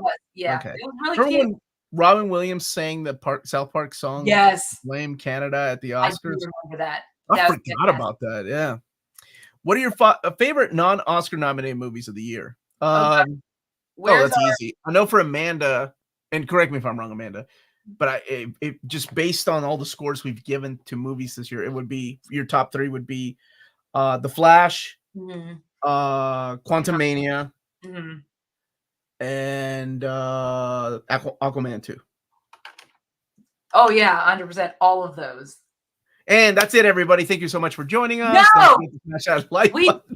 We did do our favorite movies of 2023 episode. Oh, we did, yeah. Godzilla -1 for me. Yeah. You voted for Oppenheimer. Across the Spider-Verse was also in there, but it was also nominated for a. Yeah, this is how you remind me of so many new metal bands. My daughter has a friend over here. She's spending the night. We've been talking, and she's really funny. She was cracking me up because I was like, what? She was giving me the subgenre of music. She's like, oh yeah, that's hyperpop. And I'm like, what the F is hyperpop? And then she gave me, there's like all these subgenres of emo music. And I said, do you know who Chris Gaines is? And she's like, no. And I'm like, he is the pioneer. He was avant-garde of the emo movement in the late 90s. You need to look up his music. And she was like, okay. Hyperpop is an old wood chip. Dude, she was using these terms. I'm like, what the hell? I can't keep up with these terms, man. With NMC, you always learn new things. Luis Guzman, Dramaturge, Omar's Rage Against, Kiss from a Rose. So many things. That's right. Omar showing his age. You're not that far behind me, buddy. You're going to be wondering the same thing. Omar had Oppenheimer's number 2 and The Holdovers is number 4 in that show. He switched since then. That is true. I did, yeah. I think it was because I watched them all and I had to rethink it. Do you know what hyperpop is? No, but I know all the subgenres of like metal and hardcore music. I follow it's called punk not that rock. Far behind me. You're like 2 years younger than I am. What's that? You're yawning, man. Speaking of old people. I know I'm getting old. No, there's a ton. You gotta save that energy for the Fall Out Boy concerts. That's in 20 days. No, because like new metal, and then there's like death metal, and then there's Midwest death metal emo, has been around for a long time. Then there's post-hardcore, metalcore. Pierce the Veil has Mexicore, which is just them. That's it. Mexico, because they're from Mexico. And they have Mexican. I mean, is that a real thing? Musical influences. Yeah, they call it. Yeah. Omar's favorite superhero song is "Can You Read My Mind." That part in the Superman movie always cracks me up. Can you read my mind? Oh my gosh. What was Donner thinking? Electronic music is even harder to keep up with, and I love it. Hyperpop is what happens when old people like Omar pull a muscle. My wife pulled a muscle, Jet. How dare you? Also, J-pop and K-pop, which are just Korean and Japanese pop. I had those down. Yeah, if it's not on the Now CD, I don't know what music even is anymore. All right, Panda, anything else? What's that? Poor what? Poor Omar. Wait, what'd I do? Nothing. That you don't know music unless it's on a Now. That's what I call music CD. I couldn't even remember the damn name of the whole thing. I just thought the Now CD is what I used to call it. Anything else? No. So we might be, if you are on Patreon or want to get on Patreon just for like the weekend to watch us live stream on Discord, hear our thoughts about the Oscars as we're watching them. That'll probably be happening on Sunday. Obviously, that starts 7 p.m. Eastern Standard Time. Omar, I don't know what we plan on doing next week because we are watching Evangelion on Wednesday. So when are we going to do your next week is my birthday, like my actual birthday. Your actual birthday, yeah. Yeah. Hold on a second, because we got to do horror because that's what people are voting for. So let me look at the calendar really quick because I've got all these things down.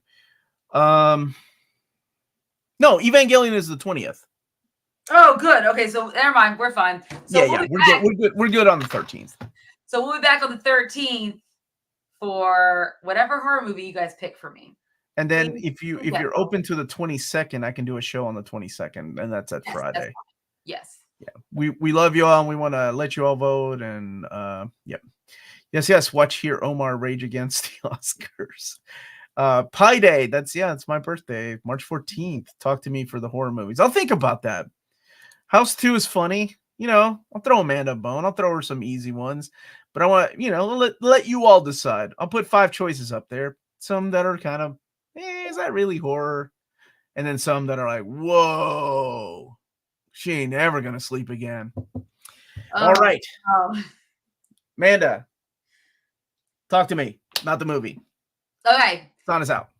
Thank you guys so much for watching. Don't forget to hit that like and subscribe button. Remember to follow us on all of our social media channels at nearmintcon. Remember to check us out on Spreadshop for some great Near Mint Condition merchandise, and also check us out on Patreon for $1 a month or more.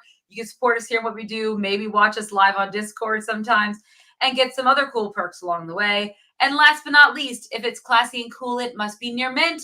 Good journey till all are one. Good luck, Oppenheimer. Good luck, Oppenheimer. You multi-million dollar multi-billion billion dollar. My bad. Good luck to you. Good luck. Good luck. I hope you win some.